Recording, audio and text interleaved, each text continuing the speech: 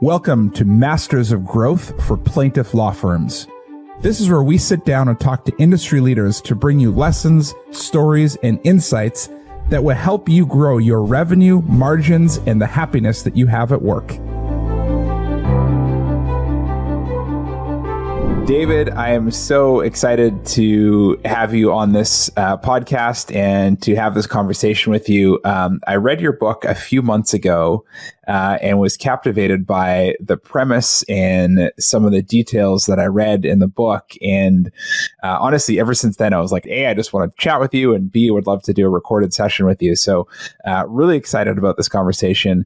Maybe to start things off, if you can share with the audience a little more about yourself, your background, the areas that you've studied and the work that you do, just for kind of more context for the audience. Sure. Well, thanks so much for having me, Julien. I'm excited as well about the conversation. So I'm a recently retired torts professor. I've taught torts for many years in the law school. And my particular field is known as law and society.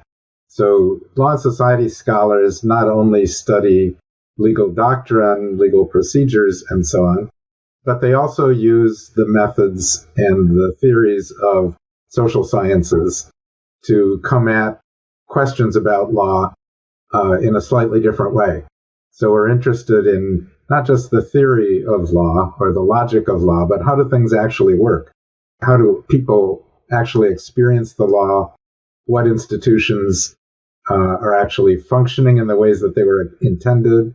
What unintended consequences do we find when we look closely at law in society? And so there's a rich literature out there that has really affected the way I come at tort law and the kinds of questions that interest me. That's fascinating. For someone like myself who is outside of law, and I think just in day-to-day conversations, I don't think people realize the degree to which obviously a strong legal system plays a role in the experience you have as a member of a given society. And so I think the topic is fascinating. Maybe as a first question, I think the thing that I was shocked by or really intrigued by in your book, you wrote a book called The Myth of the Litigious Society. And you kind of flipped the script on this notion that America is this lawsuit happy group of people that just sues each other on a whim. I guess, like, what are sort of the biggest misconceptions people have about how often injured folks actually do sue and versus what the data shows in actual reality? I came at the book to answer some nagging questions that I had about tort law. And the book really confronts two different kinds of questions. One is the one you just posed, which is how often do people actually use tort law when they suffer injuries that might be litigated but are not necessarily, don't necessarily go to a lawyer or a judge. And the second question is, if people don't litigate as much as we think, why not? The first question is actually surprisingly easy to answer because there's been quite a lot of research on the subject of how people respond when they suffer injuries. And the answer to that question is counterintuitive. It goes against what most Americans believe about themselves, but it's pretty well established in the research literature.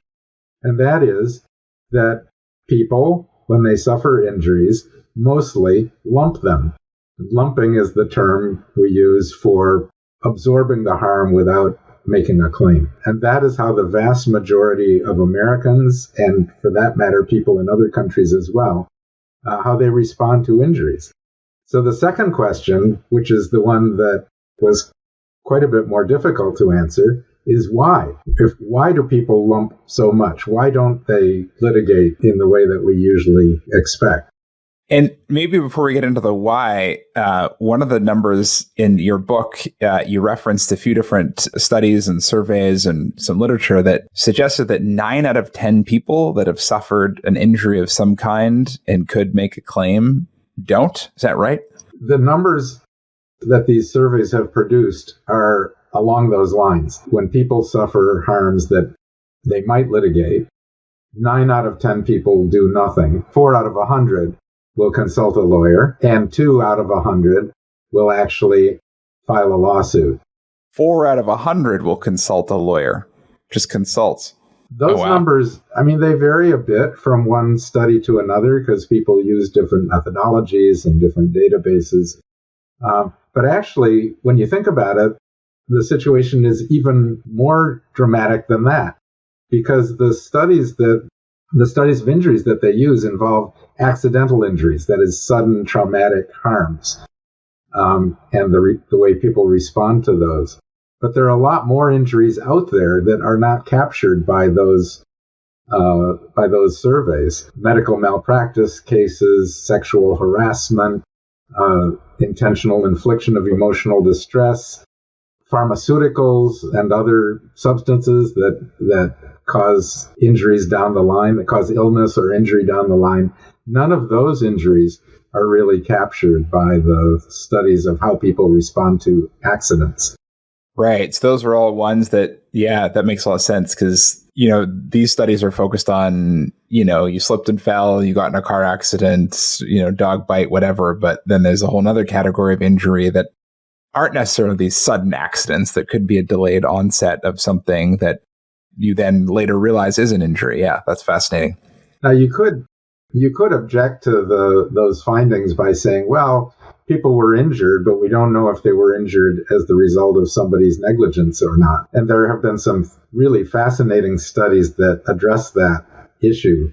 And there are studies of medical malpractice cases where we have a database of thousands of cases that have actually been reviewed for insurance purposes, reviewed by a panel of neutral medical experts. And they determine, okay, here are the cases that we think were probably negligent and the cases that were not. And you know what they find? They find even in those cases, the numbers are pretty much the same. 90 out of 100 will do nothing. 4 out of 100 will consult a lawyer, and maybe 2 or 3 will end up filing a lawsuit. So surprisingly, even when you control and for the cases that involve negligence versus those that don't, the numbers are still pretty much the same. So it's interesting. So 9 out of 10 isn't even the best number. It's better to look at it 100. So maybe 10 out of 100 people sort of do something. But then of that 10, only 4 actually even consult a lawyer. And then of those 4, maybe 2 actually file a suit or claim of some kind. Yeah, that's right. And there are a couple of surprising things about that. One is that studies done in other cultures and countries, Canada, UK, and so on, come up with roughly the same kinds of figures. So the notion that Americans are especially litigious doesn't seem to hold up when we compare them to Brits or Canadians or Japanese, for that matter. Another sort of disturbing part of it is, well, how many people actually get injured in a given year? And the answer is lots of people. Just looking at accidental injuries, one study found that 1 out of 8 Americans every year are injured badly enough that they require medical treatment. Oh, wow. And we're just talking injuries here. We're not talking necessarily all the other potential legal problems that one might have. We're talking an actual injury. Correct. Fascinating. Yeah, because then you look at Justice Gap data and the number is even worse when you look at how many people, have an issue, do nothing about it. I guess just sticking to injuries, getting back to the second question. So you mentioned it's kind of easy to answer the first question of how many people get an injury and do nothing about it, but then why don't they do anything about it? And, you talk about this concept of lumping and how a lot of injured people lump instead of taking legal action.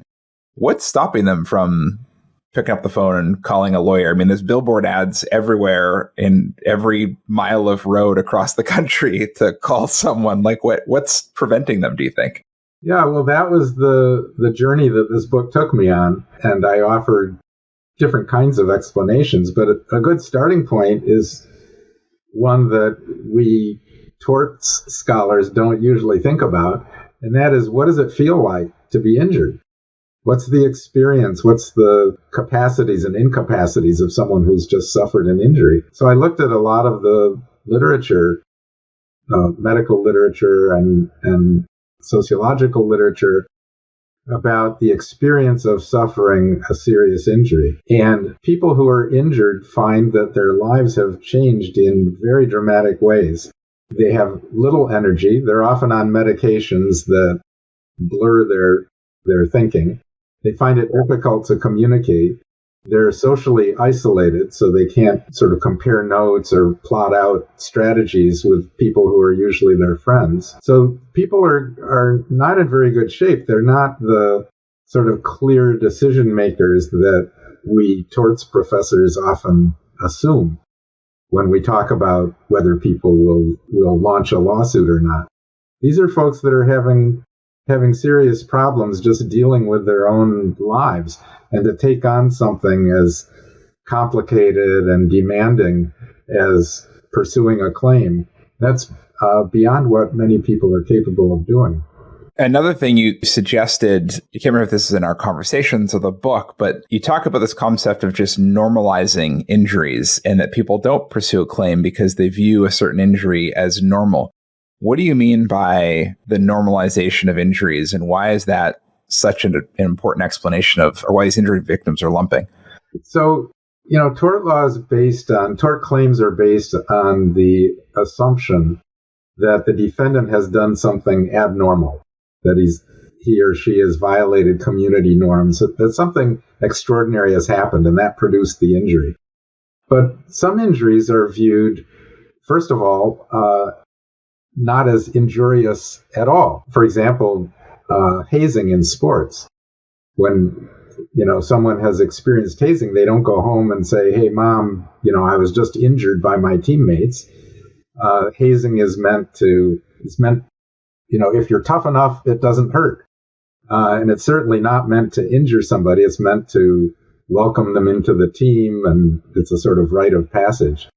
So there are some injuries that are simply not viewed as injuries at all. But when we get to those that are viewed as injuries, many of them don't seem extraordinary or abnormal because they're just part of life. One example that I love, some research by a colleague of mine at Stanford, Lachlan Jane, has to do with the QWERTY keyboard. The layout of keys on the keyboard, we've known for quite a long time, produces injuries. Cumulative trauma disorders. It injures the hands and wrists of people who use it. Why is that? Well, it's because the design of the QWERTY keyboard was deliberately meant to slow down typing and to prevent clashing of the type bars on the old typewriters that mostly secretaries used. Well, we don't have type bars anymore, and we know that this design injures us because it's more stressful, it's more difficult to type with this layout of keys. But would you want to use a different keyboard? I wouldn't. Whenever it's just so ingrained. Right, it's normal. This is a normal keyboard. So we don't think of it as a situation where a lawsuit would be appropriate, even though the people who make keyboards are deliberately designing them with risk encoded into them. And potentially have alternate solutions that would eliminate those risks or at least decrease them greatly. Right. So when you think about it, there are a lot of situations where injuries are viewed as normal when they actually could be the subject of a tort action. Automobile design cases are a great example. For the longest time, cars did not have seat belts. Even though airplanes had seatbelts, we knew how to make seatbelts for vehicles, but they weren't part of what was viewed as normal for a car. It was normal in a crash that people would be thrown around inside the car and would go through the dashboard or the windshield, until we reached the point where that didn't seem normal anymore. And then at that point, it would have seemed like a tort if you marketed a car that had no seatbelts in it. And of course, federal regulations began to require them as well. Same thing with the rear view camera in a car. The book describes this very poignant case involving Dr. Gulbrandsen, who backed up and ran over and killed his young son in the driveway. The car had no rear view camera. We knew how the technology was there that would have permitted rear view cameras to be installed quite a long time ago, but they weren't viewed as a normal risk, a normal way of dealing with the risk that was ingrained in automobiles and trucks. So it wasn't until Dr. Gulbrandsen and his activist campaign succeeded, that Congress required rear view cameras in cars, and now it would seem abnormal for a car not to have one. That's fascinating. Yeah. And going back to the hazing example, I can't think of specific cases off the top of my mind, but I seem to recall there being some serious cases in the last, I don't know if it was 10, 15 years or so, where, people who experience injuries in hazing, I think in some cases it might have been death though. But even before that, like it gets to a certain level, right? Like I played hockey professionally, and I went through hazing as an amateur player, as a professional player, and had stuff happen to me, and I never really thought much of it. It's just kind of part of the sport, but eventually it goes too far, I guess. And that definition of too far is almost like where we hit that abnormal level as a society, right? And things that all of a sudden were normal, you realize, wait a second, these are actually abnormal. And it's like this societal consciousness that shifts by the sounds of it. Yeah, I think some of the cases you may be thinking of were at Northwestern, where it became a big scandal and coaches were actually fired for preventing the hazing from taking place.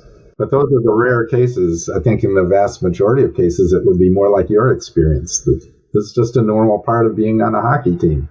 Yeah, you kind of get to this threshold.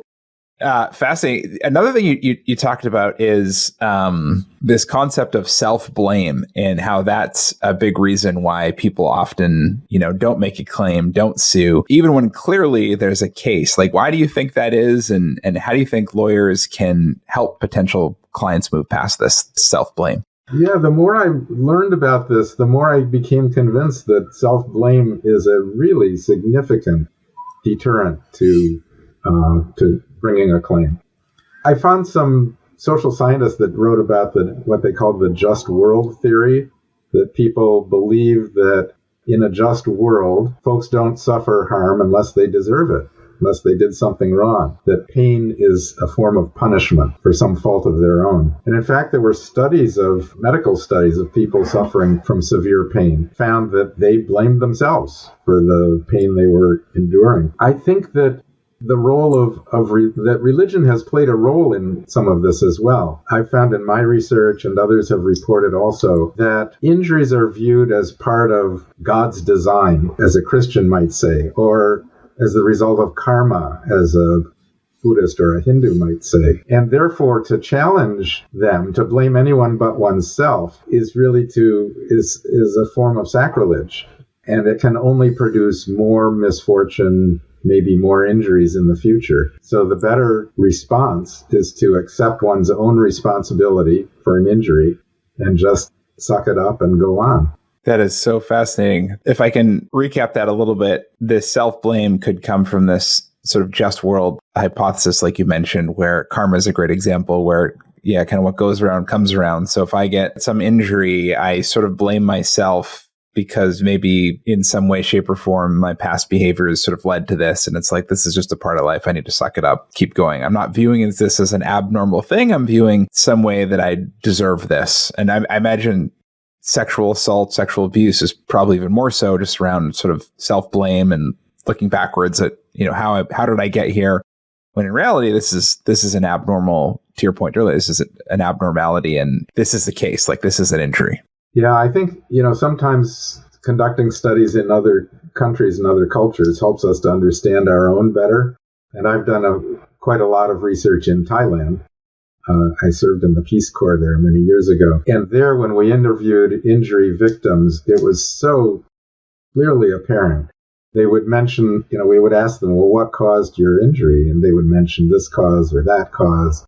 Sometimes they'd mention that somebody else had been negligent. But they would always come back to what they considered the root cause. The root cause was my own karma. I did something, and they would list a number of sort of sinful acts that they might have committed. I did something to deserve this. And if I pursue a remedy, I'm going to create more bad karma. And I or members of my family are going to suffer. So it would actually be creating more risk by pursuing a remedy than simply accepting their own responsibility. And I think that translates back into North American culture as well. How does that play out in North American culture? Is it just like I'm a bad member of society, like I'm a mean person if I go do this and make this claim, or like, how do you see that play out in North American society?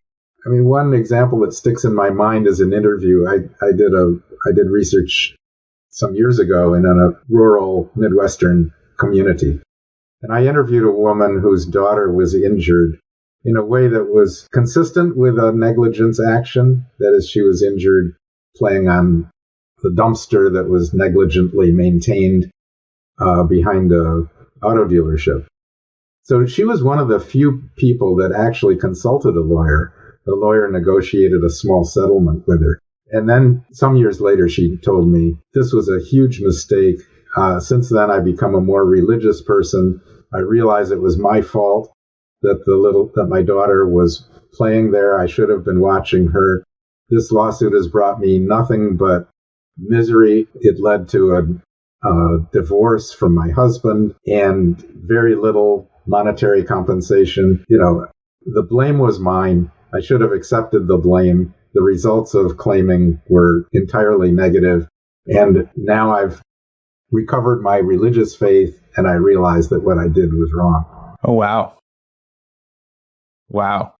I guess one of the things, like tort law requires plaintiffs to prove causation in order to establish liability, right? And so I'm not the expert on this, so I'm sort of asking this. I imagine sometimes causation isn't 100%. Like, I imagine it's not binary. It's probably, partial cause attributed to this party, partial cause attributed to this party. And is that just sort of difficult to see maybe in a situation like that, where it's like, yes, maybe there is some partial blame, but that doesn't negate the fact that there was also negligence. And so, like, is it just sort of hard for people to wrap their mind around that? Yeah, well, tort law has an answer to that situation where both parties are at fault. And it's called comparative negligence or comparative fault. So even if the plaintiff was partially at fault, they're not denied a recovery entirely. Their responsibility for the harm is weighed against the defendants. Their recovery is reduced by whatever percentage the jury decides on. But they're not barred completely from recovery. But I think lay people don't share tort law's view of causation. They think that most lay people seem to feel that if they were even partially responsible for the injury, they have no business bringing a claim at all. And I think that, that's an indication that lay people don't think about causation the way tort law does at all. Tort law has its own sort of technical requirements for establishing causation, which, by the way, causation is the key element in a tort action. In a contract action, what brings the plaintiff and defendant together is the document.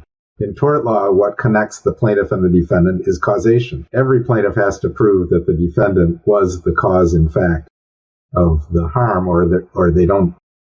Case never gets off the ground at all. But tort law's theories of causation don't seem to match up with the way lay people think about causation, as we just discussed. Religious being part of God's plan. So it seems like a more significant way of thinking about causation than the tort law's but-for test. Do you think that there's a parallel to sort of classical traditional economics and behavioral economics, and how economists for years thought about how people behaved in the economy versus what we've now learned in how they actually behave? Like, is there a parallel in your mind between that and sort of the way in the legal industry we think that lay people, just the general public, thinks about the law? Yeah, that's a great point. Theorists need more of the behavioral economics approach, because the classic image of an injured person in tort law is that they will make a claim whenever the benefits of claiming outweigh the costs that are associated with it, and the likely, discounted by the likelihood of success. So that's a model that's very widespread in tort law writing, and for that matter, in the decisions that judges make. But that doesn't seem to apply to the real people who suffer injuries in society. They don't behave that way. They're better described by the research that's been done in behavioral economics and among psychologists who study decision making. So I think we need more of that to understand why, in tort law theory, if everybody's behaving rationally, there should be a lot more lawsuits, right? So how do we explain it? Well, we need to get away from that classic theory of the rational decision maker. Yeah, and we've observed that humans are not rational now for many years, so we can't have that as a core assumption in any theory or model that we have. You make the point that injuries in our society are widespread, like we've talked about, even though lawsuits are quite rare.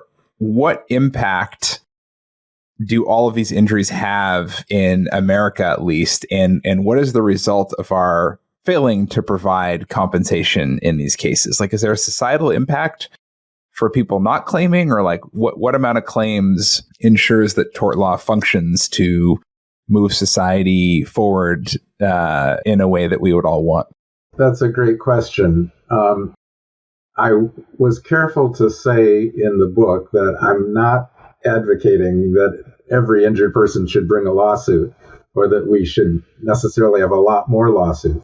But I do feel strongly that we've just been asking the wrong questions, that instead of assuming that the problem is too much litigation, we should be thinking about the injuries that are happening and what role tort law can or should play. Tort law scholars have identified a few purposes that tort law should play in society if it's used as they assume that it will be used. One is that it deters unreasonably risky behavior. So if people are out there injuring a lot of folks, tort law should be used to deter them. Another is that tort law should announce norms of justice, that this, we should help society to see that it's wrong to behave in a certain way, and society will feel satisfaction by knowing that wrongdoers are called to account. Another function of tort law is that it helps to signal new kinds of risks. Regulatory agencies can't anticipate everything that might injure people in society, but tort law can flag new kinds of problems as they occur. So if you think of those three purposes, if tort law is actually not being used very much, if it's being used much less than people assume, then we may not be achieving deterrence to the extent that we should. We may not be reinforcing the sense in the population that we live in a just society, that the law is producing fairness and equity, and we may not be signaling new kinds of risks as they emerge. So if all of those three goals are being compromised, then I think we need to ask, how do we want injuries to be handled? How do we want risks to be mitigated? We shouldn't simply leap to the conclusion that tort plaintiffs need to be restrained because they're too aggressive, because they're too greedy, they're suing at the drop of a hat. Maybe that's not the primary problem that we should be focused on. We should be focused on how to mitigate risks and how to guard society against unnecessary injuries. That's fascinating. And yeah, it makes a lot of sense. It's like, what is the objective here? And are we optimally meeting that objective is really the question we ought to be asking.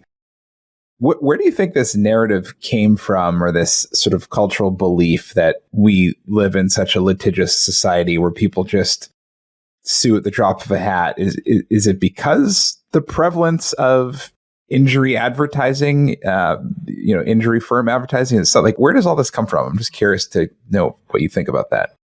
A lot of these advertisements, I don't think help. I think they play into the problem rather than helping to solve it. I would say our society, maybe like other societies, has always had different kinds of images of injury victims who bring lawsuits. One image is the sort of heroic plaintiff, campaigning against the big corporations. You see, you can think of movies, Paul Newman in The Verdict. That's one image that's always been present in our culture. But there's another image that's also been there from the very beginning, centuries ago, actually. And that is the plaintiff who's greedy, who's taking advantage of the law, who's fabricating injuries, and so on. So there are these two possible, cultures are never just one way or just another. They always have contending images. Why is it that the negative image of the plaintiff has got such a strong foothold in our view of tort law, especially in recent years? Well, I don't think it was an accident. There have actually been studies of the tort reform, in quotes, tort reform movement that show that the institutions that were usually defendants, corporations or insurance companies and so on, that they launched a campaign in the 80s and 90s, the so-called tort reform campaign. And the aim was not just to change the law. The aim was to change the culture. And they were very effective at doing that. Constant advertisements that portrayed tort plaintiffs in a negative light. And there was the notorious McDonald's hot coffee case everybody knows about. And that became like the spearhead for the tort reform movement, because Stella Liebeck, the plaintiff in that case, was viewed as such a ridiculous character and so greedy and untruthful that it was obvious on the face of a kind of lawsuit had to be curtailed. Well, it turns out the McDonald's hot coffee case, there's another side to it that made her response seem quite reasonable, that made her recovery appear much, much less than was usually assumed. It was usually assumed she got millions of dollars. She didn't. And it made McDonald's seem more negligent than they actually were. Did she deserve recovery? It's a close question. I think there's a sympathetic case that could be made for her. But the bigger point is that became the leading edge of the cultural change campaign that was launched. And it was so successful that plaintiffs' attorneys found when a jury was impaneled, the first thing they had to do was disabuse them of the McDonald's case and show that there actually are reasonable tort plaintiffs out there. Out of curiosity, what is the other side to that McDonald's case that shows that it's reasonable? Well, the argument the plaintiff made, which many people agree with, is that McDonald's was on notice. They were superheating their coffee. It was much hotter than is normal in home coffee makers or coffee you would get in restaurants. It was many degrees hotter than that because they assumed people wouldn't be drinking it right away. And their experts admitted that if someone did drink it right away, their throats would be scalded. And they had cases brought against them. There had been complaints that they dismissed. So they were on notice that there was a problem here. And Stella Liebeck, who was actually a conservative Republican, by the way, was not driving. She wasn't carelessly handling the coffee cup. She was a passenger in the car. The car was stopped. She tried to open it, and she was burned seriously that the doctors who treated her said they'd never seen burns that bad before. And so she asked McDonald's just for a small amount of money that would cover her medical expenses. And they refused. The case went to a jury, which was so outraged that they awarded, if I'm remembering correctly, more than $2 million in punitive damages. So that's the figure that's usually thrown out there. But the damages were reduced. The case was eventually settled. We don't know for exactly how much, but it was probably somewhere less than $400,000. Right. There's an awareness of the problem. There's an awareness that temperature is causing injuries. There's an expense to multiple people that are, getting burns and having to treat that. And so, yeah, that makes sense. You can't fit that into a soundbite, though. There is a documentary called Hot Coffee. People want to see the other side of the full story. I got to watch that. Fascinating. I've kind of already asked this, but we've talked about just the goals and objectives of tort law on society and what problems can arise if too many, the exact number that too many is, we don't quite know, but if too many,